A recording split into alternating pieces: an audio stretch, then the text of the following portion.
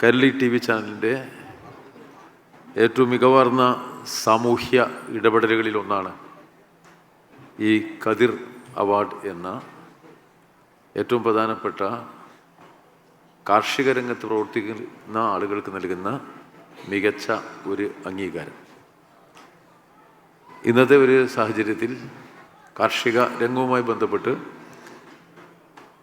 വിശദമായ കാര്യങ്ങളിലേക്കൊന്നും ഞാൻ കടന്നു പോകുന്നില്ല.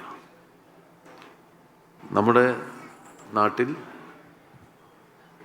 നാടിൻ്റെ സംസ്കാരത്തിൻ്റെയും ചരിത്രത്തിൻ്റെയും ഒക്കെ ഭൂമികയിൽ നിന്ന് നമുക്ക് കണ്ടെടുക്കാൻ കഴിയുന്ന ഏറ്റവും മികവാർന്ന മനുഷ്യ മുന്നേറ്റത്തിൻ്റെ ഈടുവെപ്പാണ് കാർഷിക രംഗം. കൃഷി ചെയ്യാൻ പഠിച്ച മനുഷ്യനാണ് സംസ്കാരത്തെയും ജീവിതത്തെയും നെയ്തെടുത്തത്. അവിടെ നിന്നാണ് മനുഷ്യ വിഭവ മുന്നേറ്റങ്ങളുടെ എല്ലാ തുടക്കവും ഉണ്ടായിട്ടുള്ളത് എന്നുള്ളത് നമുക്കെല്ലാം അറിയുന്ന കാര്യമാണ്.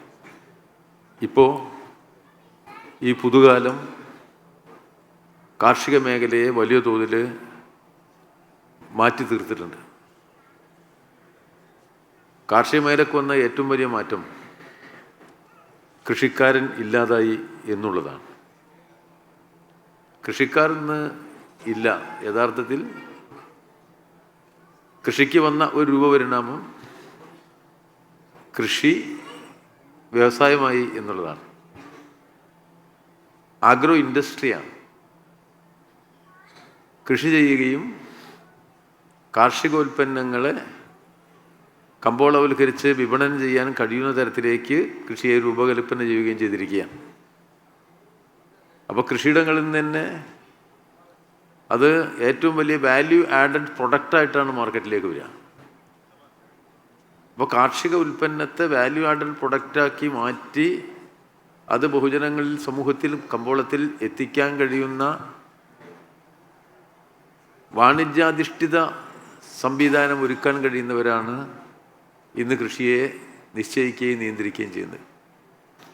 വിത്തും വളവും കീടനാശിനിയും ബാക്കി ബാഹ്യ സൗകര്യങ്ങളും എല്ലാം അവരുടെ നിയന്ത്രണത്തിലാണ്. കാർഷിക മേഖലയ്ക്ക് വേണ്ടിയുള്ള ഗവൺമെൻറ്റുകളുടെ ധനവിനിയോഗത്തിൻ്റെ സിംഹഭാഗവും ഇവർക്കാണ് ലഭിക്കുന്നത്. നമ്മുടെ ഏറ്റവും മികച്ച ഉർവരമായ ഭൂമിയും മനുഷ്യർക്കെല്ലാം അവകാശപ്പെട്ട ഭൂമിയിലെ ശുദ്ധജല സ്രോതസ്സുകളും അവർ കൈകാര്യം ചെയ്യുന്ന ഒരു സമൂഹത്തിലാണ് നാം ഇപ്പോൾ ജീവിക്കുന്നത്. അപ്പോൾ അതുകൊണ്ട് തന്നെ ഇത്രയും വലിയ മാറ്റങ്ങൾക്ക് വിധേയമായ ബഹുരാഷ്ട്ര കുത്തക ഭീമന്മാർ നിയന്ത്രിക്കുന്ന ഒരു മേഖല എന്നുള്ള നിലയ്ക്ക് കാർഷിക മേഖലയ്ക്ക് വന്ന പരിണാമം കൃഷിക്കാരനെ പാർശ്വവൽക്കരിച്ചു എന്നുള്ളതാണ്. അപ്പോൾ ആ മാറ്റത്തിന് വിധേയമായിരിക്കുന്നു നമ്മുടെ കാർഷിക രംഗം. എന്നാൽ ഇപ്പോഴും കാർഷിക രംഗത്ത് തന്നെ ജീവിതം കണ്ടെത്തുന്ന 50% ആളുകളുള്ള ലോകത്തിലെ അപൂർവ സ്ഥലങ്ങളിലൊന്നാണ് ഇന്ത്യ മഹാരാജ്യം. ലോകത്തിപ്പോൾ ഒരു പരിഷ്കൃത സമൂഹത്തിൽ 4%, 3% ആളുകളാണ് കൃഷിയെ ആധാരമാക്കി ജീവിക്കുന്നത്. ബാക്കി എല്ലാവരും കാർഷികേതര തൊഴിലിലാണ്. നമ്മുടെ നാടും മെല്ലെ മെല്ലെ കാർഷികേതരമായ തൊഴിലിലേക്ക് നീങ്ങിക്കഴിഞ്ഞിരിക്കുകയാണ്. ഇപ്പോഴത്തെ കേരളത്തിൽ പ എന്ന അക്ഷരം പഠിപ്പിക്കാൻ പറ എന്നുള്ള അടയാളമില്ല. പണ്ടങ്ങനെയാണ്. പണ്ട് ഞാനൊക്കെ 1ാം ക്ലാസ് പഠിക്കുമ്പോൾ അക്ഷരങ്ങൾ പഠിപ്പിക്കാൻ അടയാളങ്ങളുണ്ടാവും. ഉ എന്ന അക്ഷരം പഠിപ്പിക്കാൻ ഉറി എന്ന അക്ഷരം ഉണ്ടായിരുന്നു. ഇപ്പോൾ ഉറിയെ ആർക്കും പരിചയമില്ല എന്നാൽ എല്ലാവർക്കും അറിയാം. ഫ്രിഡ്ജിനെയാണ് എല്ലാവർക്കും ഇഷ്ടം എന്നുള്ളത്. ഉറിയുടെ ജോലി ഫ്രിഡ്ജ് ചെയ്യുന്ന ഒരു കാലത്താണ്. അപ്പോൾ ഉ എന്ന അക്ഷരം പഠിക്കാൻ ഉറി ഉപയോഗിക്കാൻ പറ്റില്ല. പറ കാഴ്ച ബംഗ്ലാവിലായിരിക്കും. ഇപ്പോൾ പഴയ സാധനങ്ങളുടെ പട്ടികയിൽ ഒന്ന് കാണിക്കും. അപ്പോൾ അതുകൊണ്ട് തന്നെ പറയും നമുക്ക് പ എന്ന അക്ഷരം പഠിപ്പിക്കാൻ ഉപയോഗിക്കാൻ കഴിയുന്നില്ല. ഞാനതിൻ്റെ എല്ലാ വിശദാംശങ്ങളിലേക്കും പോവുകയല്ല. മാറിയ കാലം സൃഷ്ടിച്ചിരിക്കുന്ന ഒട്ടേറെ പ്രത്യേകതകളുണ്ട്. അതുകൊണ്ട് കാർഷിക ബോധം, കാർഷിക സമൂഹത്തിൻ്റെ ചിഹ്നങ്ങൾ ഇതൊക്കെ സമൂഹത്തിൽ നിന്ന് അപ്രത്യക്ഷമാകുന്ന ഒരു കാലവുമാണ്. എന്നാൽ കൃഷിയെ പൂർണ്ണമായിട്ട് നിരാകരിക്കാൻ കഴിയില്ലല്ലോ. മനുഷ്യൻ്റെ നിലനിൽപ്പിൻ്റെ അടിത്തറ കാർഷിക രംഗത്തു നിന്നുള്ള ഉൽപ്പാദനം തന്നെയാണ്. ആ ഉൽപ്പാദനം വർദ്ധിച്ചുകൊണ്ടും ഉൽപ്പാദനക്ഷമത വർദ്ധിപ്പിച്ചുകൊണ്ടും മാത്രമേ നമുക്ക് നമ്മുടെ സമൂഹത്തെ നിലനിർത്താൻ കഴിയും. അപ്പോൾ സമൂഹത്തിന് വേണ്ടി ഏറ്റവും മികവാർന്ന പ്രവർത്തനം നടത്തുകയാണ് കർഷകൻ. ആ കർഷകൻ സത്യത്തിൽ വളരെ പ്രയാസപ്പെട്ടാണ് കാർഷിക വൃത്തി നിർവഹിച്ചു പോകുന്നത്. കാർഷിക ഉൽപ്പന്നങ്ങളുമായി ബന്ധപ്പെട്ട ഒട്ടേറെ പ്രശ്നങ്ങൾ ഞാൻ അതിലേക്ക് പോകുന്നില്ല. ശ്രമകരമായ ഒന്നാണ് കാർഷിക രംഗം എന്ന് മാത്രം ഞാൻ സൂചിപ്പിക്കുക. സത്യത്തിൽ കൃഷിയുടെ മഹത്വത്തെ ഏറ്റവും തിരിച്ചറിയേണ്ട ചരിത്ര സന്ദർഭമാണ്. ഇന്നലെ വന്ന ഒരു പത്രവാർത്ത നിങ്ങളുടെ എല്ലാം ശ്രദ്ധയിൽ വന്നിട്ടുണ്ടാവുമെന്ന് ഞാൻ കരുതുകയാണ്. അത് ഈ കഴിഞ്ഞ വർഷമാണ് നമ്മുടെ ഭൂമിയുടെ ചരിത്രത്തിലെ ഏറ്റവും ചൂട് കൂടിയ വർഷം എന്നാണ് ഏറ്റവും അവസാനം വന്ന വാർത്ത.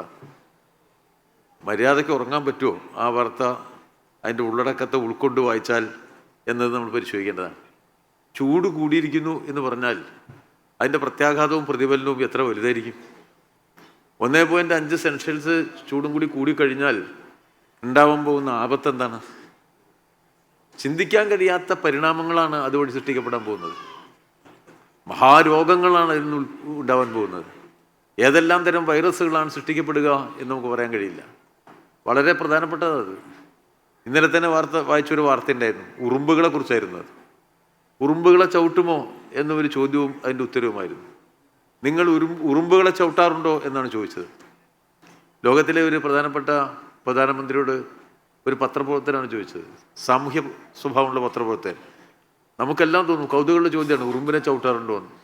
അതിൻ്റെ അടുത്ത വാചകം, ഉറുമ്പില്ലാത്ത ലോകത്ത് മനുഷ്യരാശി ഏതാനും മാസം മാത്രമേ നിലനിൽക്കുകയുള്ളൂ എന്നാണ്. മനുഷ്യരാശിയുടെ നിലനിൽപ്പും ഉറുമ്പും തമ്മിലുള്ള ബന്ധം പഠിക്കണം നമ്മൾ. അത് പ്രകൃതിയുമായി ബന്ധപ്പെട്ട് കിടക്കുകയാണ്. ഉറുമ്പില്ലാത്ത ഒരു ലോകം, അവിടെ മനുഷ്യൻ വളരെ കുറച്ച് ദിവസം മാത്രമേ ഉണ്ടാവുള്ളൂ എന്നാണ് പറയുന്നത്. അപ്പോൾ വളരെ പ്രാധാന്യമുണ്ട് ഓരോന്നിനും, ഏത് ചെറിയ ജോലിക്കും. നമ്മുടെ സമൂഹത്തിൽ വലിയ മാറ്റങ്ങൾ, കാലാവസ്ഥാ പരിണാമങ്ങൾ, ഈ നമ്മുടെ സമൂഹ ഘടനയുമായി ബന്ധപ്പെട്ട് ജൈവ അവസ്ഥയുമായി ബന്ധപ്പെട്ടുള്ള ചിന്തകളിലെ പരിമിതികൾ നമ്മുടെ സമൂഹത്തെ ദുർബലപ്പെടുത്തുന്ന ഒരു കാലമാണിത്. എന്നാൽ ഈ കാലാവസ്ഥാ വ്യതിയാനത്തിലൂടെ അന്റാർട്ടിക്കയിലെ ഐസ് കട്ട അങ്ങനെ ഇല്ലാതായാൽ എന്താണ് ചെയ്യുക എന്ന് സംശയിക്കുന്ന ഒരുപാട് ആളുകളുണ്ട്. ഐസ് ഉരുകിക്കൊണ്ടിരിക്കുകയാണല്ലോ. എന്നാൽ എൻ്റെ ഒരു ബഹുമാന്യനായ സുഹൃത്ത് ഈ അടുത്ത കാലത്ത് തീരുമാനിച്ചത് അങ്ങനെ ഐസ് ഉരുകിക്കൊണ്ടിരിക്കുന്ന ഒരു ദ്വീപ് വിലയ്ക്ക് വാങ്ങാമെന്നാണ്. അങ്ങനെ ആ ദ്വീപ് വിലയ്ക്ക് വാങ്ങിയാൽ ആ ദ്വീപിൽ കുഴിച്ചു നോക്കിയാൽ അവിടെ എണ്ണ ഉണ്ടാകും എന്നാണ്. പ്രകൃതി നശിക്കുന്നിടത്ത് നിന്ന് എണ്ണ അന്വേഷിച്ചു പോകുന്ന ക്രൂരഹൃദയന്മാരുള്ള ഒരു സമൂഹമാണ് നമ്മുടേത്. അവരാണ് ലോകഘടനയുടെ വിധാതാക്കളായി മാറിയിരിക്കുന്നത്. പേര് ഞാൻ പറയുന്നില്ല.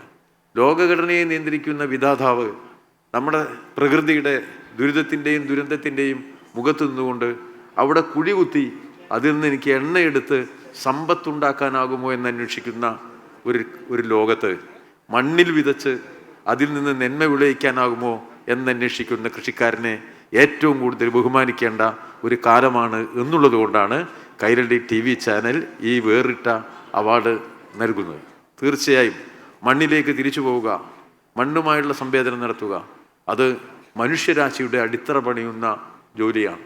ആ മഹാ ചുമതല നിർവഹിക്കുന്ന ആളുകളെ ബഹുമാനിക്കുകയും ആദരിക്കുകയും ചെയ്യുക എന്നുള്ളത് നാം ജീവിക്കുന്ന സമൂഹത്തിലെ ഏറ്റവും മാതൃകാപരമായ പ്രവർത്തനമാണ്. ഈ സമൂഹത്തിൽ നിന്ന് പറിച്ചെടുത്ത് രൂപപ്പെടുത്തിയ മനുഷ്യസ്നേഹത്തിൽ നിന്നാണ് കൈരളി രൂപം കൊണ്ടത്. അതുകൊണ്ട് തന്നെ സമൂഹത്തോടും സമൂഹ നന്മകളോടും മനുഷ്യത്വത്തോടും മാനവീയതയോടുമുള്ള കൈരളിയുടെ ഉജ്ജ്വലമായ കടപ്പാടിൻ്റെ ഏറ്റവും മികവാർന്ന പ്രതികരണമാണ് ഇവിടെ കൃഷിക്കാർക്ക് അവാർഡ് നൽകുന്ന സവിശേഷമായ ഒരു ചടങ്ങ്. പങ്കെടുക്കുന്ന എല്ലാവരിലും വലിയ ആത്മവിശ്വാസം ഉണ്ടാക്കുന്ന, കാർഷിക ജനതയോട് ആദരവുണ്ടാക്കുന്ന, നമ്മളെല്ലാം സ്വയം സംസ്കരിക്കുന്ന നന്മയുടെ നല്ല അന്തരീക്ഷം ഈ ചടങ്ങിൽ എല്ലായ്പ്പോഴും സൃഷ്ടിക്കപ്പെടാറുണ്ട്. അതുകൊണ്ട് ഞാനും പ്രതീക്ഷിക്കുന്നത് ഈ അവാർഡ് ചടങ്ങ് ഇവിടെ നടക്കുമ്പോൾ അതിൽ പങ്കെടുക്കുന്നവരിൽ നിന്ന്, അതിൽ അവാർഡിന് ലഭിക്കുന്നവരിൽ നിന്ന് നമുക്ക് കിട്ടുന്ന അനുഭവം ഇന്നത്തെ വളരെയേറെ ഊഷരമായ ജീവിതാനുഭവങ്ങളിലെ ഊർവരതയാവും എന്നുള്ളത് ഉറപ്പുള്ള കാര്യമാണ്. ആ നിലയിൽ നന്മ നിറഞ്ഞ ഒരു സായാഹ്നത്തിൻ്റെ തുടക്കം കുറിക്കുന്ന സന്ദർഭമാണിത്. തീർച്ചയായും നമുക്ക് ഒരുമിച്ച് ഇതിൻ്റെ വിജയികളെ ആദരിക്കാനും ബഹുമാനിക്കാനും അവാർഡ് ദാന ചടങ്ങിൽ പങ്കെടുക്കാനും കഴിയുന്നു എന്നത് നല്ല കാര്യമാണ് എന്ന് മാത്രം ഇവിടെ സൂചിപ്പിച്ചുകൊണ്ട് എല്ലാവരെയും അഭിവാദ്യം ചെയ്ത് ഞാൻ എൻ്റെ വാക്കുകൾ അവസാനിപ്പിക്കുക.